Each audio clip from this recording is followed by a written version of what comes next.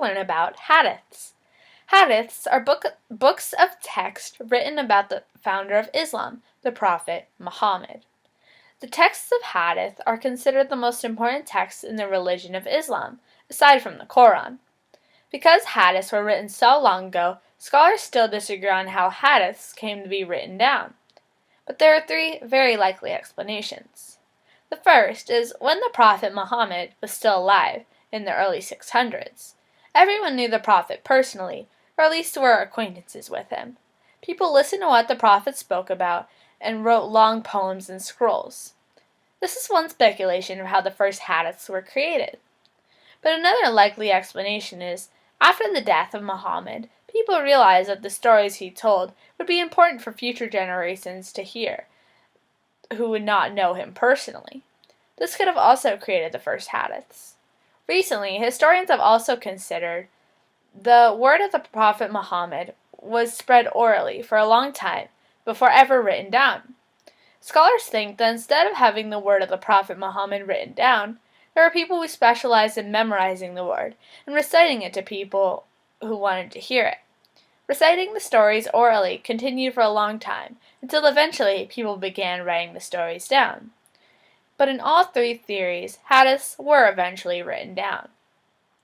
Hadiths are divided into two distinctive parts. The first part is called the isnad. The isnad is a chain of transmitters.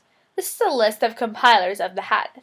They record the names of the men who passed on the traditions orally, going back to the first person who heard Muhammad say something or saw him do something. The second part of the hadith is called the matan. This section is where the word of the Prophet Muhammad is actually compiled.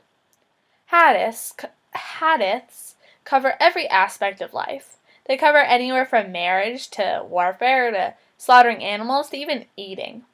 The hadiths teach lessons concerning morals, ethics, and proper etiquette. This also spans from relationships with friends to relationships with enemies to relationships with even businessmen. The hadiths overall provide Muslims with a guide of how to act and gives order to Muslim communities. Hadiths are also used to have a better understanding of the Quran. The Quran is known to be fairly easy to read and simple, but hadiths help cast light on what deeper meanings behind the Quran stories are. The hadiths could hint to the meaning of the word of Muhammad. The problem, however, with hadiths was that scholars did not know which hadiths were historically correct and which ones were false or changed. In the 9th century, a way of weeding out the false hadiths was discovered. If all the men in the isnad, which is where it listed all the people who passed on the hadiths orally, were known to be a reliable source, then the hadiths written by them were accepted and were used to dictate the structure of Muslim community, such as the laws that were put into place. As time went on, hadiths were more commonly used to help make decisions and dictate major laws that affected the Muslim community, so forgeries became increasingly common.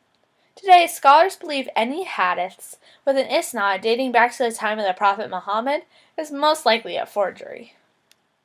If you would like to go back to the group introduction page, click my right hand. If you would like to go back to my introduction page, click my left hand. If you would like to go to my conclusion, then click my face.